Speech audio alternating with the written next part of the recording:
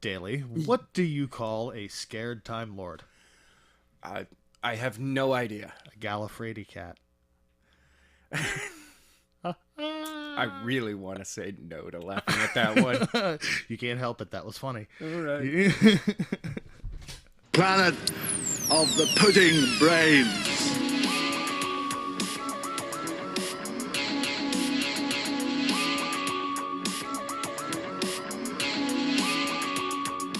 There's no point in being grown up if you can't be childish sometimes. Would you like a jelly baby? Shut up! Hello and welcome, Whovians. It's time for Musings of a Pudding Brain. I'm Adam. And I'm Matt. And this week we are going over the final episode of Peter Capaldi's run as the Doctor. It is Twice Upon a Time. It is the end of the scornful eyebrows. I'm disappointed. I'm gonna at miss that. them. Yeah. I'm gonna miss them. I really enjoyed Peter Capaldi's run. He's definitely was the grumpy old man who's just tired and just wants to rest and is sick of all your kids' crap. But all right, I'll come save you. But I'm gonna make you do some work on this. Yes. But it's been wonderful. I do enjoy how both Clara and Bill were treated as emissaries of Earth. So it was like, hey, do you want me to save Earth? And they're like, well, of course. And he's like, thank you for asking. Yeah, like, I can help you, but you have to tell me. And Yeah. again, he's the servant of humanity. He serves at humanity's pleasure. And yeah, that means you're going to have to make the choices. I'll do whatever you tell me to do. Yeah. But you have to choose. And also, this episode is filled with so much information and stars. And stars, yeah, most notably two of my personal favorites, David Bradley, who is reprising his role as the first Doctor, and Yes. William Hartnell. Yes. Also, some of you others may know him as Mr. Filch from the Harry Potter series. Of course. He's Walder Frey in Game of Thrones, and he's been in a million other things that you probably would recognize his voice because he does voiceover work for cartoons. He was Merlin at one point, and I kind of in Netflix The Troll Hunters. It's one of those, like, I know that voice, but it shouldn't be benevolent. Yeah. I attach that voice to somebody kind of creepy and who's going to do bad things. So again, seeing him as the Doctor for me was hysterical. You're like, wait, But normally he's a bad guy. But he kind of fit because the first Doctor's kind of an ass. Just a little bit. But, man of his times. Another notable is Mark Gatiss, who you will know again from Game of Thrones, because of course everybody seems to want to be in Game of Thrones or Really? Doctor Who. Yeah, he's a minor character, but he's in and out. Okay. A lot of characters in Game of Thrones are kind of in and out. It's hard to keep track of them all. Especially Jon Snow. But that's a family affair we won't talk about. Oh, and speaking of family affairs, he also portrays Mycroft Holmes Yes. in the new Sherlock Holmes. And let's face it, if you're a fan of British television and you haven't watched the new Sherlock Holmes, What's wrong with you? Really?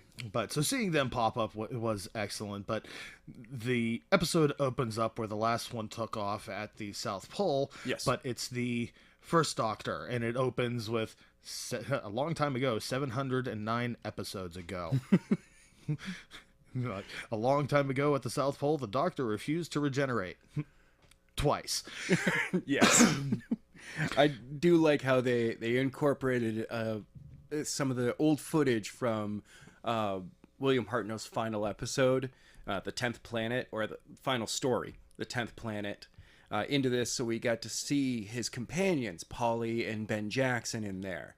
And it was just like, oh, this is so awesome to see, like, they're incorporating old footage. Right, and then they melded it very well into the present day actors. Yeah. Quick little factoid, if you will. William Hartnell at the end of his run was 58 years old, and Peter Capaldi at the end of his run at the time of airing was 59 years old. So Capaldi actually gets to set the record as the oldest actor to portray the Doctor for a run, because technically the oldest actor goes to John Hurt at 73, but that was like, what, 2 episodes. Still counts. Still counts. He's in there. He's not an active doctor, but No. he's in there. He is a face. But we find the first doctor. You know, it melds in, and he knows he's about to regenerate, but he's fighting it. He wanders out into the snowstorm, the South Pole. Do you want to regenerate? Absolutely. Oh, okay. I want to pester humanity for as long as I can. I would love that.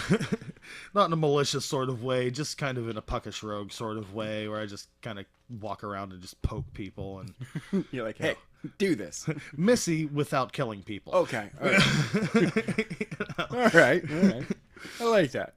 You know, but he wanders out into the snowstorm and he finds the 12th Doctor. And for the sake of references, I'm going to treat them like dungeon dice now, and it'll be D1 and D12. Okay. All right. In my notes, I wrote 12 and 1. Right. And then, of course, being the geek I am, I had to think for a minute. I'm like, what would a one-sided die look like? That's like an infinity paradox or something there. It can't exist. It always has to have 2. You can't have a one... Yeah, these are the geeky things that my mind spins off on while I'm trying to focus and take notes. It's a coin. No, that's a 2-sided die. Yeah, that's a 2-sided. That's a... Yeah, it doesn't work. But either way, they find each other, and D12 immediately knows who he is. Well, yeah, I mean, it's his past. Right. D1 is not going to know his future. Well, there's that, and he only just gets the memories back because, of course, 2 doctors being in one place at the same time, it doesn't work. One of them never retains the memories. The older one retains the memories of the event. The first one does not. Or the younger one does not. It's a weird paradox. Timey-wimey. But at least they've always stayed to the same rules. That the most current doctor remembers this, but the older ones do not. Right. So it sticks with the thing, but just the interaction between the 2 of them. You know, of course, D12 being his smarmy self and just like, I know what's going to happen. Ha! But wait a minute. No, crap. Does that mean I have to make sure it happens? Because if you don't regenerate, then the timeline is shattered and everything that you've done is erased and I won't be here. No, you have to regenerate. Yeah. Why aren't you doing it? And about the time they're coming to that point of questioning it, the snow freezes. Yes. In place. Time just stops. And a British soldier comes stumbling out of the snowstorm and asks, are either one of you doctors? Are you trying to be funny? In D12, yeah. Are you trying to be funny? And opening credits. And like, oh, that's awesome. That's so funny. This entire episode is just chocked through with humor and awkward situations where the doctor is trying to cover for his older self, quote unquote, his and past. It's the equivalent of introducing like a doddering old relative who has a little sexist, a little racist, a little old worldly, we'll call it, Yes. a little dated sort of bigotry that was unfortunately acceptable at the time, but now it's like no longer. stop, we can't do that. Yeah. It's too much to cover. You just have to watch the episode and just enjoy the laughing awkwardness of it all, and it's just multiplied by the fact that it's not a relative. That's you, and Like you're like, oh, that is my past. oh god, I used to act like that. Oh, and it's so unfortunate. So yeah, there's a lot of back and forth. They get the soldier into the TARDIS, and. Of course, like, well, let's calm you down. Get him some brandy. Like, yes, of course, give the guy alcohol. He's in shock. Yeah, he's in shock. Sit down, my lad. Have a brandy. Pull yourself together. I used to have some. And D1 looks at the bottle. He's like, hey, wait. You've been into this, haven't you? It's like, yes, I might have had a glass over the last 1,500 years or so. It's been rock and roll. And it's like you're being chastised by yourself for drinking your own liquor. Yes. You're like, wait, that's mine. Now, it does turn out that the soldier is a captain from World War One. Yes, the Battle of Yspres. Ypres. Ypres. Okay, It's a very French word. It's Belgian. Yeah. Which makes sense because it's in Belgium. Yes. 1914, World War One. Yeah, the Battle of Ypres went from, well, the first Battle of Ypres went from October 19th to November 22nd. Between France, Belgium, England versus Germany. And Germany kind of came out the winner in this one. Yeah. During this time period, you really can't argue. Yeah, Germany was kind of like the global badass at the time. Yeah, World War they I were was the theirs. Thanos of the world at that moment. They're just like, yeah, we're taking here this. and it's mine. Why? Because I said it is. Yeah. But the trench warfare, there's a giant standoff. Now, the captain finds himself in a crater, bomb crater in the middle of no man's land, Which is not a good spot to be. with a German soldier. They have their guns pointed at each other, and the captain is trying to say, listen, I really don't want to shoot you. Yeah. But I don't want to die either, and the only reason why I might kill you is in self-defense, but you're thinking the exact same thing, and it's really a shame that you don't speak English or I don't speak German. Yeah. And it's down to once again, pulling if we could communicate with each other, we probably wouldn't have these issues. We'd both go, you want to go home? Yeah, let's go home. Yeah, let's get out of here. We're in a bad spot. Yeah. It doesn't matter. This isn't going to work out for either one of us. But of course, this leads me to the question of what are you two doing out there in the first place? How did you even get into the middle of that zone to be in the crater? Don't ask. That story, I want to know. Yeah, especially since when you really look at that battlefield, it's almost smack dab in the center. Yeah, it's literally in the center. Were you crawling out to go check on something else? What was going on? Right. How did you get in this situation? Right, because again, at the time, warfare was more gentlemanly at times, for lack of a better term. They were codes of conduct that they observed rather strictly, which was, okay, look, there's a lull in the fighting. Let the medics go out and get all the wounded, and then put them back. It was more, it was, killing each other in a courtly manner. Well, yeah. I mean, other than the massive use of poison. Semantics, details. Yeah, mustard gas was kind of a pain for everybody involved. It was not cool. It was shortly before World War I that the use of artillery, not just cannons, but artillery, was used, because there was one battle in World War I where over 1 million artillery shells were dropped in one area in France. We are still, as of 2018, 100 years later, still finding them.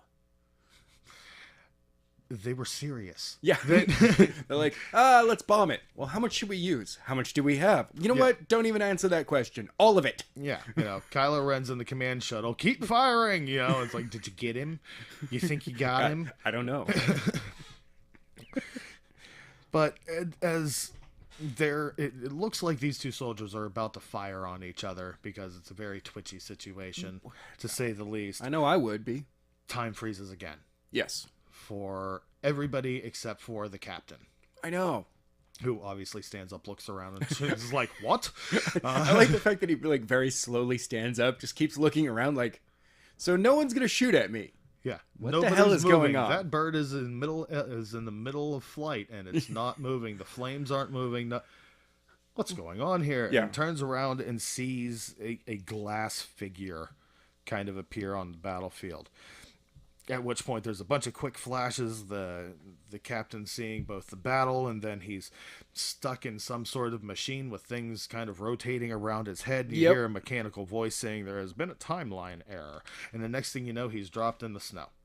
Yeah. Has no idea where he is, which is where we catch up with him when he finds the doctor. Or doctors. However you want to refer to it. Yeah, it's the doctor in his split personality. D1 and D12 are bickering amongst each other, and then walks up, are either one of you a doctor? Are you funny? And they get him in and get him a drink, and explains very quickly about, I was in a battlefield and now I'm here. It's really weird. I don't know what's going on, and what is this place? Is like picking up a VHS tape while the doctors are awkwardly bantering back and forth with each other. D1 keeps complaining about the TARDIS and what it's right from the get-go. Oh, it's expanded. Well, it's all that keeping it, bigger on the inside thing. How would you feel sucking your tummy in for that long? Yes. And the windows are too big, and he gets in and is like, These are the wrong colors. what has happened to my TARDIS? It's awesome. It's horrible. What's with the lighting in here? He's like, it's mood lighting. Yeah, it's atmospheric. Atmospheric? This isn't a restaurant. Yeah, it's not a restaurant for the French. And again, just that, like, oh, dude, stop it. We don't need to pick on the French anymore. I see Polly isn't here. This place is in need of a dusting. And Like, what's that in the corner? Oh, I don't know. It looks like a guitar of some kind. Is that yours? No. Is it, Captain, is that yours? No, it's the only clean thing in here. It's been played recently. And it's just, again, it's the older relative just taking you to task, and you just like trying to be like, explain away, like, no, it's not mine. It's cool. It's not my cigarettes. I don't know whose they are. I'm holding them for a friend. Yes. Wait, you just said you didn't know who they're for. Never mind. Moving on. And it's like, oh, well, this is my TARDIS. No, technically, this is my TARDIS. Your TARDIS is over there about 70 feet. Always remember where you parked. It comes up a lot. Yes, it does. It's like, oh, yeah. I tell you to stop acting like an idiot, but I kind of know how this turns out. I'm part of this. So. You know who I am. You have always known who I am. And that's when the D1 like gets wide-eyed and is like, finally realized. He did come to the conclusion that D12 was a Time Lord. Yeah. Because they showed the regeneration energy and all that stuff. And I do like how it took him forever to finally go, oh, we're the same person. Oh my god, yeah. And it's like, do I become you? Well, there are a few false starts, but you get there in the end. I assumed I'd be younger. I am younger! Actually, no, you're not! Actually, he's not. Yeah. So that little back and forth is hysterical. And of course, the poor captain is in the background going, I'm a little lost. I think I've fallen just a little bit behind. And he's being very calm about everything. Yeah, very totally. proper British, like, okay, I have no idea what's going on. I thought I was about to die. Now I'm on a spaceship. What? Yeah. Well, clearly you're a World War I captain that's, blah, blah, that's been displaced in time. Wait, what do you mean? What do you mean by one? Well, clearly by the way that you're dressed, you're from this era. It's World War I. Yeah. What do you mean by one? Oh, spoilers. Yeah. Like, river. Like, it really is a moment that, 12, like, just realizes that he opened his mouth wrong. And he just went, oh, crap. I'm so into it with myself, knowing that we can bounce around through history, that I totally forgot that you don't get to do that. Yeah, you don't know what's going on. Whoops. I revealed something to you that probably you shouldn't have known. And of course, but they finally introduced themselves. D1 introduced himself as, I am the doctor, and this, referring to Capaldi, Yes, I am. is my nurse. Wait, what? What? And I know that sounds ridiculous because, a man being a nurse, but older gentlemen like women can be put to use. All right, seriously, stop saying things. You can't say that. Who says I can't? Everybody you're gonna meet for the rest of your life says you can't say that. Like, it's just a constant run of being like, we can't talk like that anymore. Yeah. Please just stop. Stop it.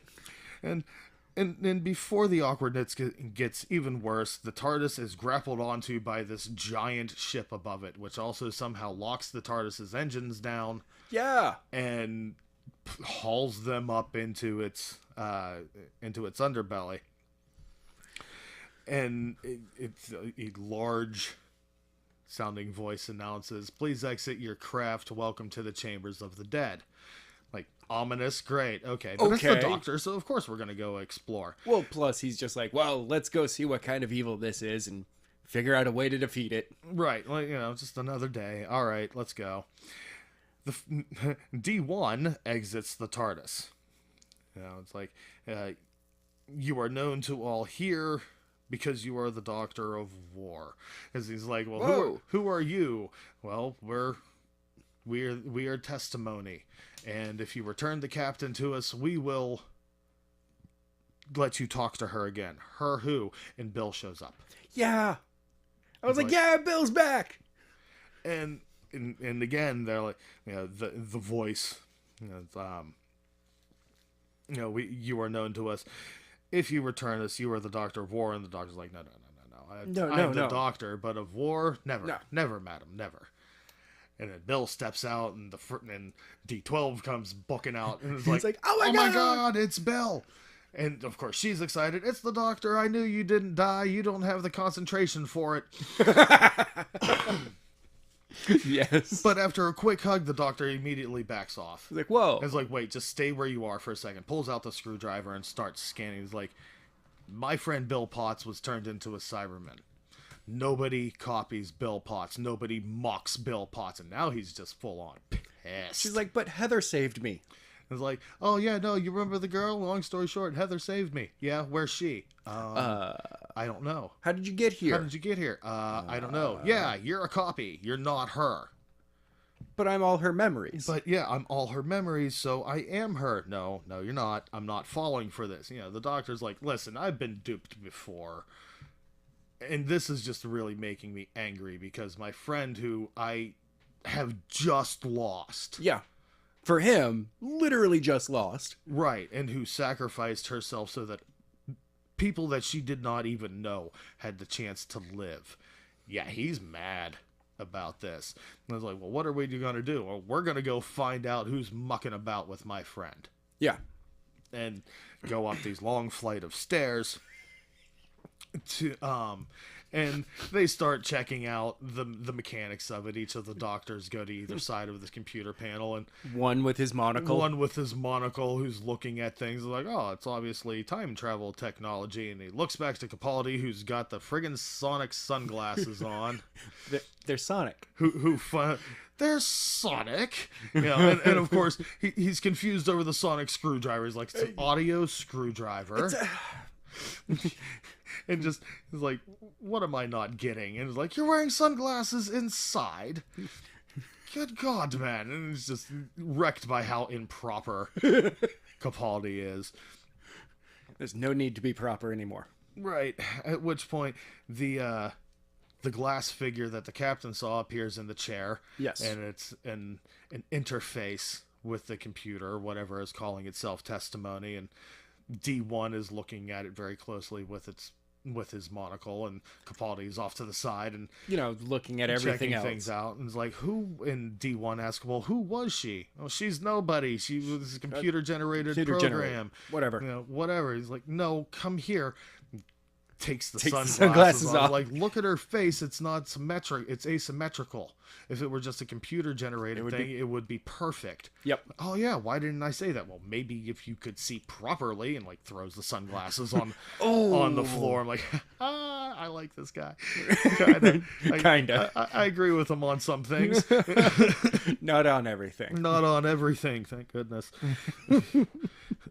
I'd be eternally single. And yes. Rightly so. Yes, you would be.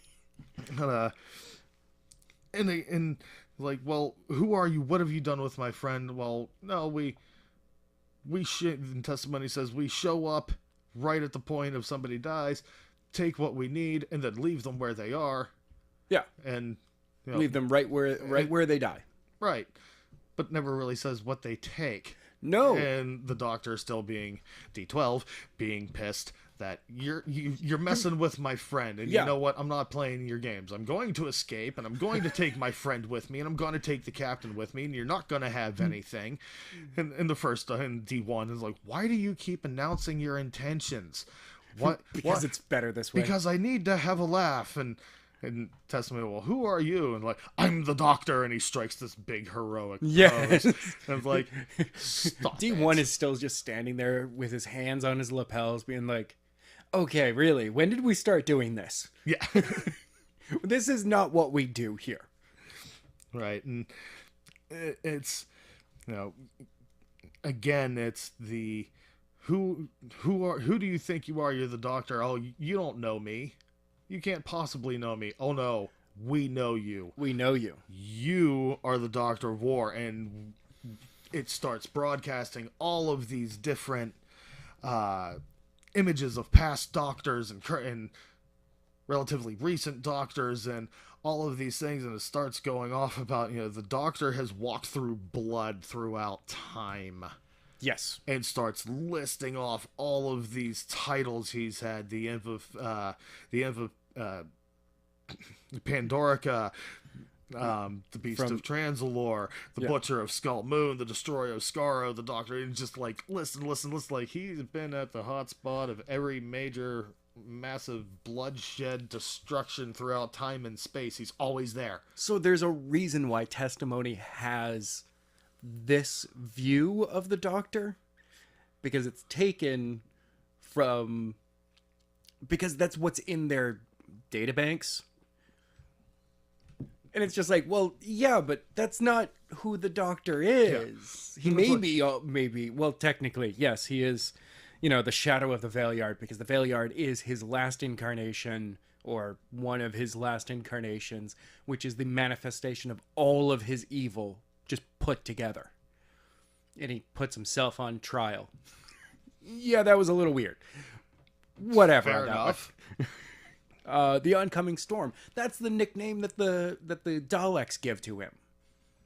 So, the Destroyer of Skaro. Of course, that's something that the Daleks would give to him. Right, and even like the Beast of Transalore. We don't talk about Transalore. Yeah, we're just gonna let that one go. But it's all these points of view where the Doctor is, from their points of view, the Doctor is the cause of this. He's the bad one guy who is always there. He is the one he's the chaos seed that changes everything and destroys everything in his path. And the first Doctor is horrified. Oh, yeah. By what he sees. Just a little bit. And Capaldi being Capaldi is like, yeah, but it's out of context. They've taken out all of the jokes. Like, it's not as bad as it seems. Why does it have to be about the jokes? Yeah. So, and Testimony just says, listen, just give us back the captain. We've got to put him back in the timeline to fix it. That's all we want. Give us back, and you can talk to her. Now, of course, the Doctor's like, no, I'm taking Bill with it. We're going. I'm taking everybody with me. Everybody's Let's leaving. go. Because this is what I do. And uses the sonic screwdriver and basically drops the TARDIS on its chains down to the earth, and everybody jumps on the chains and slides down, which, ow, on the hands. By the way, ow. That's metal chains.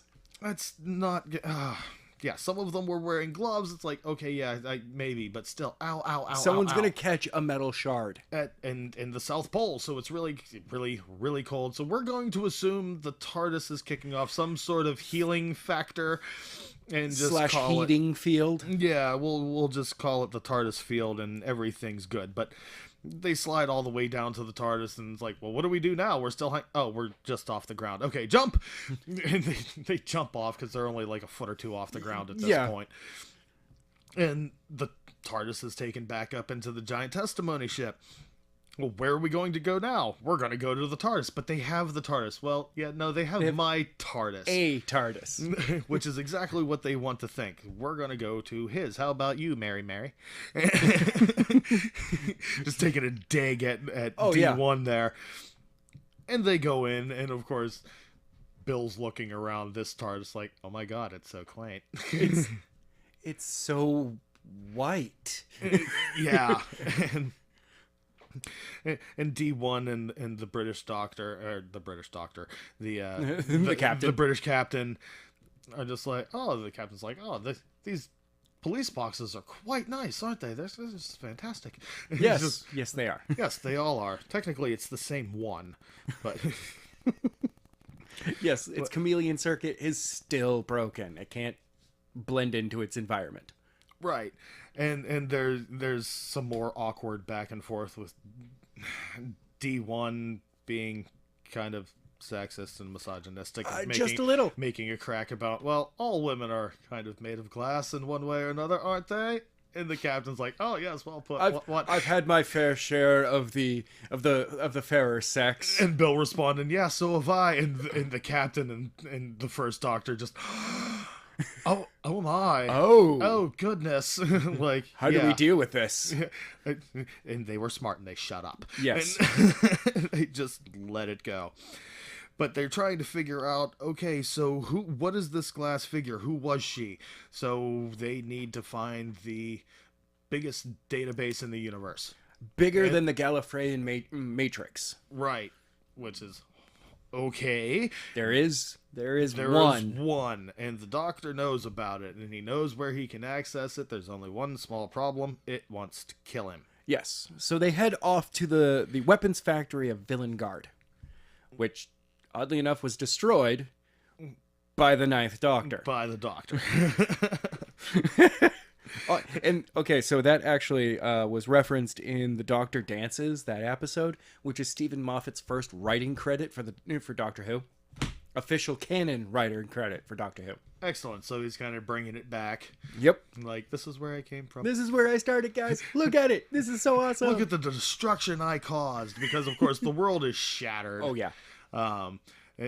Ruins everywhere, and some things mucking about, running around the undergrowth. You don't know what kind of creatures they are right at the first. Yeah. Until, something skittering. Everybody jumps out, and the captain, being a captain, is like, "Oh, it's probably just rats. I'm used to rats." And something, of course, immediately lunges out of the bushes, attaches itself to his face. It has to be looks kind of like off. a spider. Yeah, it looks spider-ish. Yes. And it, the Doctor yanks it, a D12 yanks it off his face, and it scurries off. And like, what was that? And like, that's kind of what we're here to see.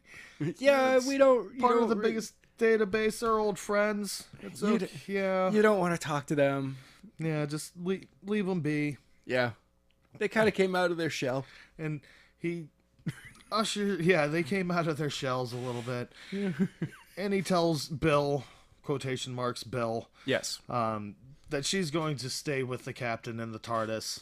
Yep, stay there. And in Bill fashion, "No, I'm coming with you. What are you talking about?" And he's like, "No, because I still don't know if you're really Bill or if you're just a fake out. And I really want to believe, but I just can't. If you're actually Bill, I want you to be safe." Yeah, I want you, and I hope you respect that. You're being an ass, and like Bill just keeps calling him an ass, basically. At which point, D1 pops right out of the TARDIS. "Young miss, if you keep talking, if I hear any more language like that, you're in for a right smacked bottom." And then dips back in, and D12 is just mortified.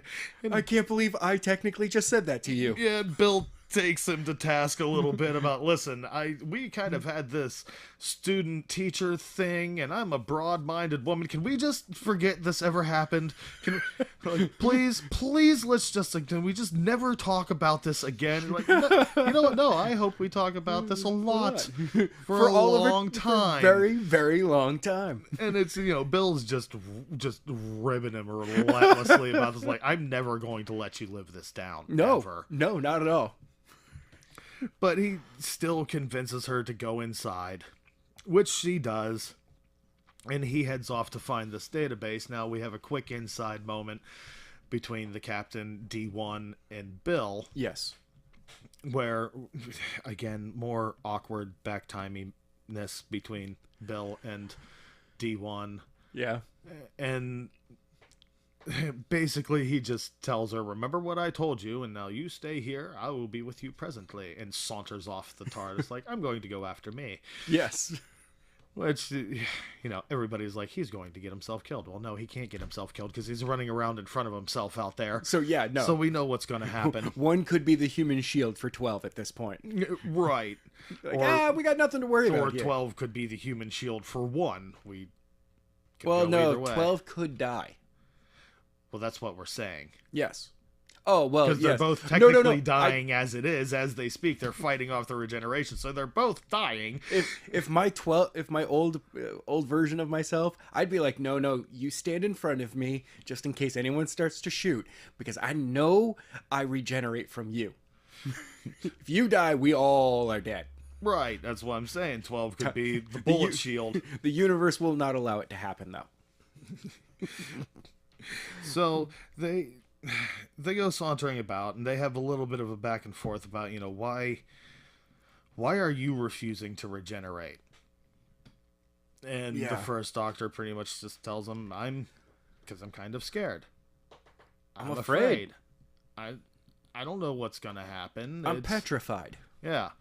And, well, why aren't you regenerating? And before 12 can answer, they're fired upon by something up in a tower that's got a big laser beam that just starts wrecking things. Like, who's that? Oh, that's my friend. Why do you keep calling him your friend? Well, because he's got a big gun. Do you want me to make him mad? Like, oh, jeez. It makes sense. And so the 12th Doctor leaves the first Doctor kind of tucked away where he is and charges the tower to go talk to the database and talk to his quote-unquote old friend. His source. But before he can, he steps in the spotlight and just says, hey, scan me. Go ahead, scan me. Because who I am. I've got something for you. I'm dying. Ta-da! You want to see this in person. You want to see this happen? Stop firing at me. Let me come up there. And fire ceases. So he's able to go up to the tower.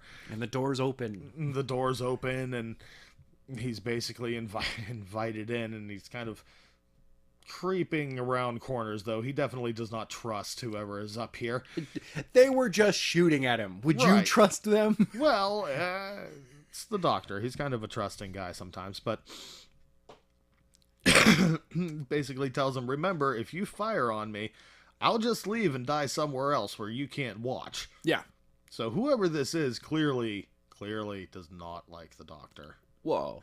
Yeah. And that's very true. And he banks the corner, and it's Rusty the Dalek. You're like, what's going on, Rusty? Who immediately shoots at him again. Yeah. It's like, hey, Rusty. Whoa. Yeah, nobody would Rusty. ever believe that you exist. A good Dalek. I am not a good Dalek. You are a good Dalek, and pops off another shot at him. It's like, whoa. Like, hey. I'll go away. Yeah. You have to give me some sign of faith that you're not going to shoot at me again. And Rusty just pops his gun right off. Just go here. Wow, you're the first Dalek who ever got naked for me. Like, creepy. We know what they look like on the inside of that thing. Just creepy, which, oh yeah, that's what all the things skittering around outside are. It's the Daleks that he has blown the carapace off, literally. Yeah, because you do see with Bill and One end up having a little conversation outside during this as well. And you see One picking up the shells. The shells and the eye stalk of a Dalek. Yeah. And he's just like, what the heck is going on out here? What is all I of know. this? Well, by that point, he does know what Daleks are. So, like, he's just like, what's going on? Why are they destroyed? They're difficult to destroy. It takes a Dalek to destroy a Dalek. Wait a second. Yeah. Oh. But yeah, no, I do like how the back and forth between Bill and One, where, he talks about why he ran away. Why he stole a TARDIS and ran away. But in reality, we know that it's the TARDIS that stole him and ran away. Right, but she asks him, all right, you weren't running away. What were you running toward? Yeah. And that's when he's kind of stopped and is like, oh. That's actually a very good question. He's like, yeah, questions are my thing. How are you with answers? So she's starting to crack through his shell a little bit of him realizing she's not just some ditzy broad. No. She's not the maid. She's not there as just some carry-about Klingon. She's actually fairly bright. And he kind of cracks a little bit and says, well, I always had a question about good and evil. Why does good win? It shouldn't win. No, because good is not a practical survival strategy. It requires loyalty, self-sacrifice, and love. Why does good win? What's the balance point? Yeah. Oh, well, maybe it's just a bloke. Some bloke. Sorry, what? So you don't get it. Bill's just looking at him, just stymied. Like, you honestly don't get it, do you? everybody who around you gets it, Yeah. but you honestly don't. Well, you know me in the future. Does he get it? No. No, I really don't think he does. You never get it. Basically just saying, yeah, you are the fulcrum. You are the balancing point between Yes. good and evil, because you're always just mucking about, popping up, and doing what is right, doing what is kind. The Doctor is just a bloke going around putting things right. That's it. That's everything he does. Yeah, that's his shtick. At which point, at which point, Bill hugs D1 and just tells him, remember, you are amazing. Just always remember that. You are absolutely amazing. And kisses him on the cheek, and D1's kind of awkward, like, young colored woman is hugging me. This is not appropriate. I'm not a hugger. I'm not a hugger. Which he's still not a hugger. Still not a hugger. Or came back to it. And as it pans away, you see the arms of Bill are the glass figure's arms. Yep. So, yeah, we have that. It is confirmed. Bill is a bit of a duplicate. Bill is definitely a duplicate. Yes. Now back in the database, Rusty and D12 have used the Dalek hive mind Yep. to search every reference they can to find a facial construct of this lady, of the glass figure, to figure out who she is. And they come up with she is Professor Helen Clay of the University of New Earth, year 5,000,012. Yeah. So she's a little bit in the future. That's billion with a B. Yeah. 5,000,012. Do like the 12 reference in there. Instead of just being like, oh, she's from, the year 5 billion. It's like, no. 12. 12. Gotta add that little bit in there. Just as a reminder. And they find a little bit of a video that explains that testimony combines the time travel tech and memory extraction tech. That they go back in time at the exact moment of a sentient being's life, copies the memories without pain, without distress, or with any knowledge of the process. So they're popped out of the timeline, have their memories duplicated, stored on a database, and popped right back in. And there's some sort of perception filter that they don't remember the process whatsoever. Well, I mean, they're going back to die at that moment anyway. So even if they did remember, so it really doesn't matter. It doesn't matter. And with these glass avatars, the dead can literally come back and still walk among us, because it is their memories and personality and everything manifests. So it is them. They just have no knowledge of anything that's happened after they die. Right. And also the fact that, it's them, just not physically. Right. So having that knowledge, the next question is, so what exactly happened to Bill? Because she's obviously dead. Yes. Dead at this point. Yeah. As far as testimony is concerned. But there again, there's no story of how we just know, she went off and mucking about the universe with Heather. And eventually Things died. seem to have gone well. But if she doesn't remember what she did with Heather, when did they pull the memory from her? Was it when she was turned into, like, the moment Heather pulled her out of the Cyberman? I really think it was just like at that moment. Because there's so many times in that last episode where it could have been like, all right, Bill's dead. All right, now Bill's dead. All right, now really, Bill's dead now. Bill's still not dead. Is she alive? She's antifreeze now. What? Is Bill dead or alive? Make up your mind. Please. Stop pulling the Clara on us. Stop it. And we flip back to the first Doctor and the glass construct of Bill having a back and forth about, no, I'm me. We needed to understand you. Right. We needed to figure you out. Well, because looking for his testimony, because they have all of these other perceptions of the Doctor, and it's all like really negative. Yeah, most of it is really, really negative, because he's caused all this mass destruction, which kind of overshadows the greater good that he was doing it for. Outside of his few companions. Right. Well, I mean, yes, few companions comparatively. Comparatively very, very speaking. few companions who sing his praises. And they're just like, this doesn't make sense. These people traveled with him and they sing his praises. These are the people who stood against him and they think he's the worst thing ever in all of existence. Where's the balance in this? Right, and the first Doctor is, oh, we've got a spy in the camp. No, not a spy. I'm Bill. I'm Bill, but I'm not Bill. I'm all of Bill's memories and all of Bill's personality, so I'm Bill. But I'm not that Bill. Not And physically. it's really confusing. Yes, it is.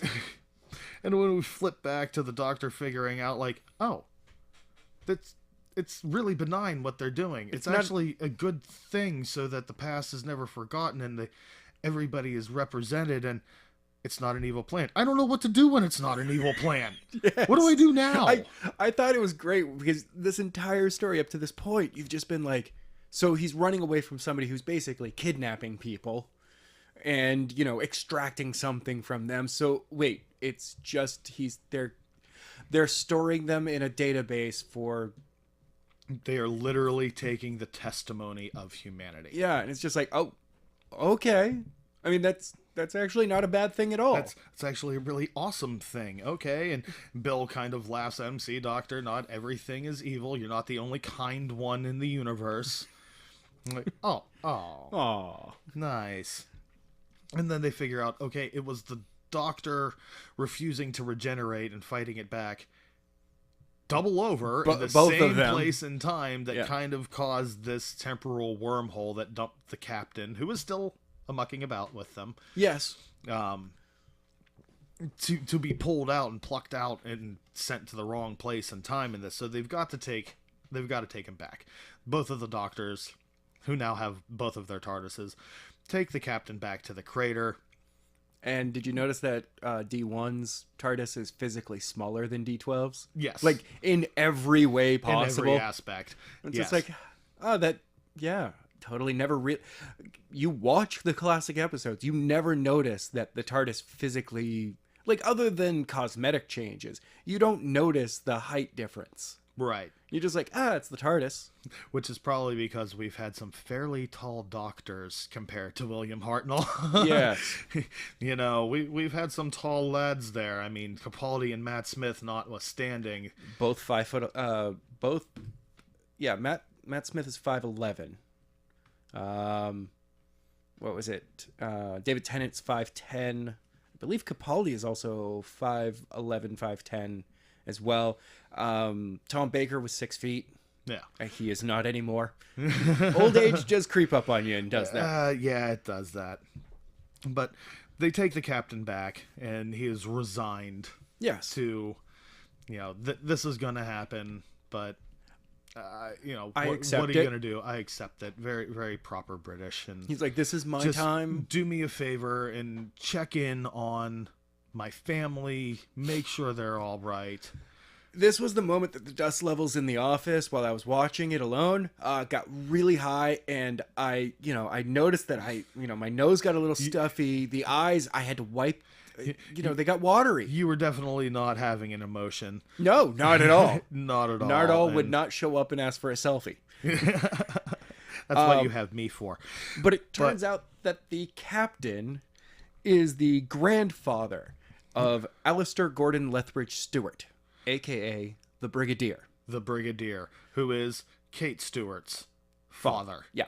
The current leader of UNIT. So I decided to do a little research on this one, and it turns out that in canon, the Brigadier's grandfather is not this guy, according to birth records. So is this setting a new standard that there's a possibility that the person that the Brigadier knew as his great uncle, is that Sure. his grandfather's brother, yeah. great uncle, might actually be his biological father? Well, you know, it's wartime. The milkman always rings twice. Yeah. It happens. We're only human after all. But for me, I was just like, oh. The funniest part is the first time I saw the trailer for this episode, I immediately went, he's related to the Brigadier in some way. Like, either he's going to be the one that starts UNIT, or he's the one who goes, yes, you should go check in on my son and his child. Yes, his son's name is Alistair. My last name is Lethbridge Stewart. Oh my God. Yeah. Now, which, of course, whenever they restart time, Yes. the Doctor has brought it forward by a couple of hours. Just a little bit forward. Just a little tweak. So he has kind of rewritten time because it unfreezes, and the German and the captain are now still pointing the guns at each other. Yep. And the German side of the war of the trenches starts singing Silent Night. And they kind of hear it and everything stops. And then the Americans start singing Silent Night. Yeah, the French, the English. Well, it's actually just the English in this episode. And it's the start of the 1914 Christmas armistice, or the Christmas truce, if you're American. Now, one thing that was said by D12 was that this was the first time and the only time it ever happened. Actually, it's not the only time. World War II, it actually happened during the Battle of the Bulge. Indeed, it did. And even... Once again, it was a moment where both lines just couldn't go anywhere. And they just kind of went, hey, it's Christmas Day. We'll sing. All right, guys, we're going to come on out. Come on out. We're going to get drunk in the middle of the battlefield. We are still humans. We are essentially fighting someone else's war. Yeah, somebody else's war. It's Christmas. We're going to do this. Now, the Doctor paints a very rosy picture about this truce. Yes. Like, it happened all across. Now, it definitely did. There wasn't like a worldwide secession of World War I on Christmas Day. No. It was just kind of everyone that was in those spots just kind of went, hey, how you guys doing over there? You want to have a meal? Yeah. We got some turkey or something. We're just going to have one day Yeah. where we're not going to fire on each other and just see each other as humans. And really, this kind of back and forth actually happened a lot during World War I. And it was because of, again, the old professional soldiers. Yes. There was a very courtly way of doing war upon your enemy. Well, of course. And, it was very much more gentlemanly. So within You met that eye to cross eye. proximity, there were times where those trenches would literally run like 5 feet away from each other. Pretty much enough so that each of you could stick out a rifle barrel and be pointing it at each other's noses so they could hear each other. And if they could speak each other's, like if the Germans could speak English or the English could speak German, Yeah. they would barter for cigarettes and they would barter for stuff and they would talk to each other all the time. Can of soup tossing over and being like, It was kind of like thanks, jailhouse trading where you just kind of lob it to the other cell and stuff. So, I mean, this sort of thing happened all the time. And the generals, the big uppity-ups, really didn't like it happening. No. Because it made... The enemy is fraternizing with us. Yeah, you're fraternizing with the enemy. You're humanizing them. Therefore, you won't want to shoot them.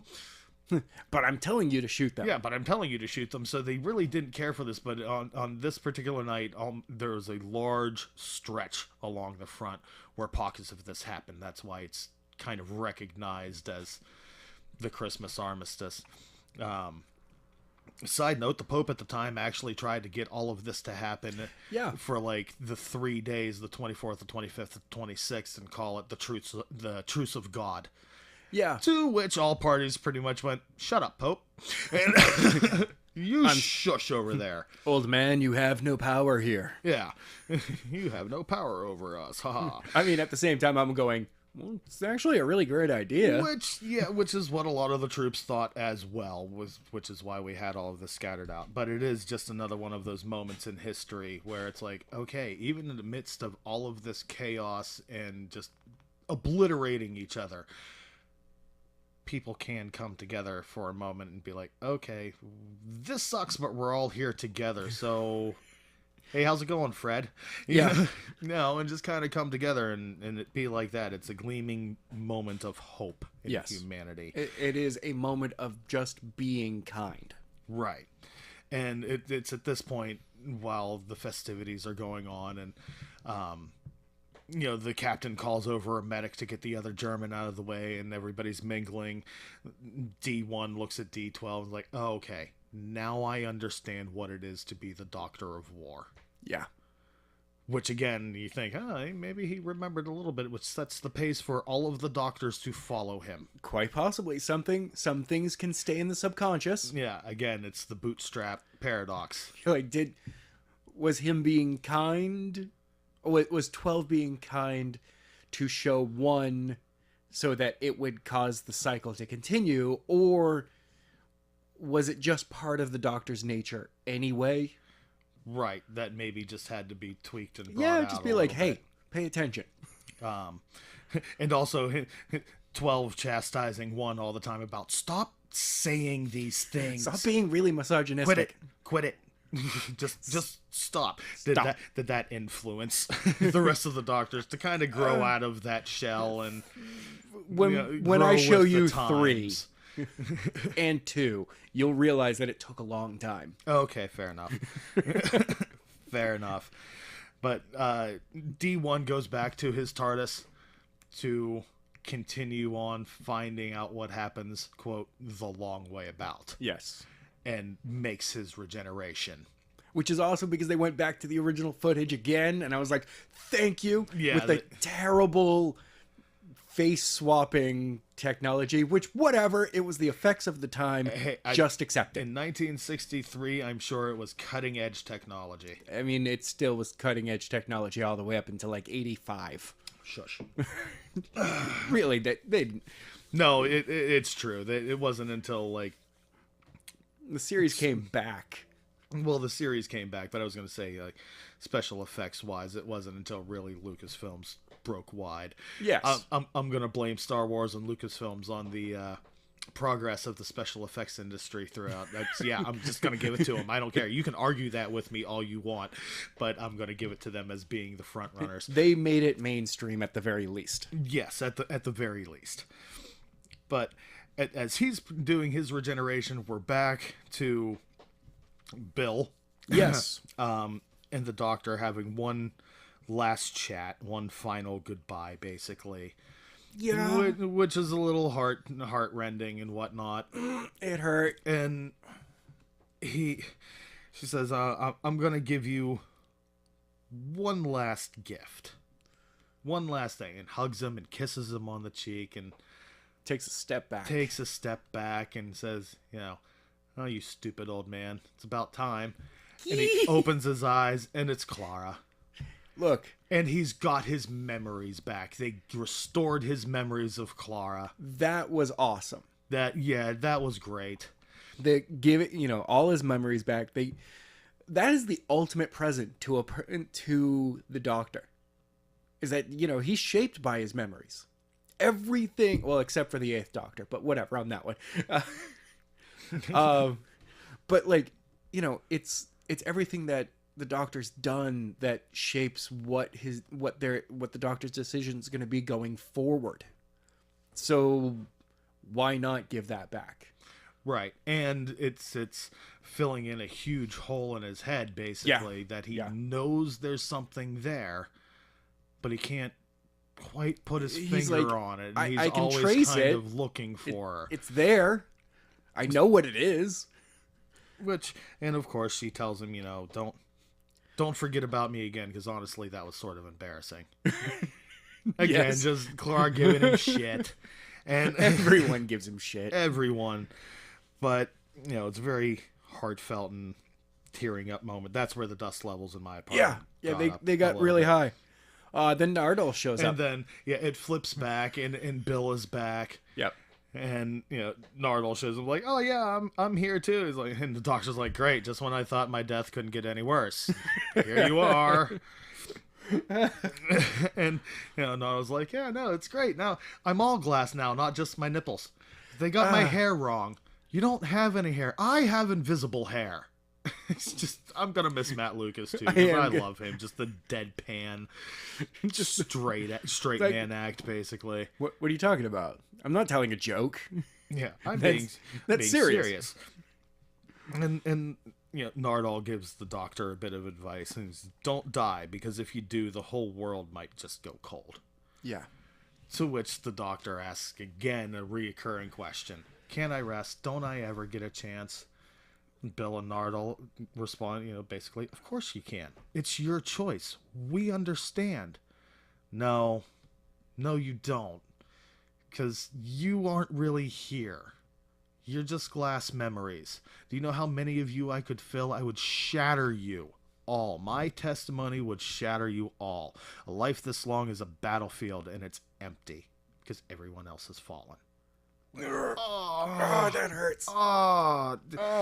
It's where I go from here, what I do. I have to do it alone. Yes. And he gives them both a hug, and they dissolve. And he goes into the TARDIS, and he can feel the regeneration starting to surge, and it's coming. The only thing I can equate it to, it must be like when you really have to poop. And you can just feel it brewing, and you know it's going to feel awesome when it's done, but it's going to kind of suck in the process. You're like, it doesn't feel so good right now. Yeah, it's going to be fine, but I have to work this out real quick. But before he goes, the Doctor has to give basically his last statement. He had some advice to the new Doctor, and we've heard most of this speech before, like never be cruel, never be cowardly, never eat pears. I don't know where that one came from. That came a while back. I think it was, I'd have to go back in my notes, but it was definitely a Capaldi speech where I believe he's speaking to Clara. Okay. Oh, yes. When he starts, it's when the memories are being erased from him. Yes. And it's that's where it is. It's whenever they're doing the coin flip to see whose memories get wiped out, But it's his last testament, basically. It's what you should be taking away from his run as the Doctor. Remember, hate is always foolish and love is always wise. Always try to be nice, but never fail to be kind. And you mustn't ever tell anybody your name. No one would understand it anyway, except children. Children can hear it. If their hearts and the stars are in the right place, children can hear it, but nobody else. Laugh hard, run fast, be kind. And then he dissolves, and the energy bursts forth. For me, the very last line, Doctor, I let you go. Much like when Matt Smith left, he's like, I'll always remember when the Doctor was me. Once again, and David Tennant, I don't want to go.